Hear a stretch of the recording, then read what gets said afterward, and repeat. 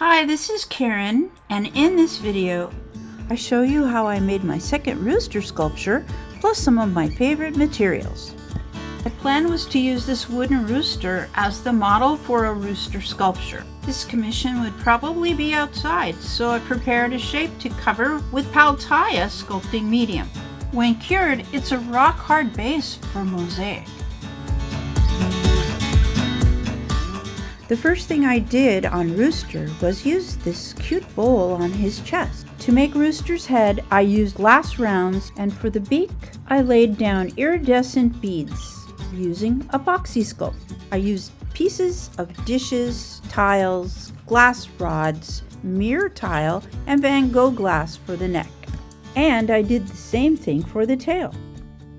And for the body, I used larger pieces of pottery shards using thin set.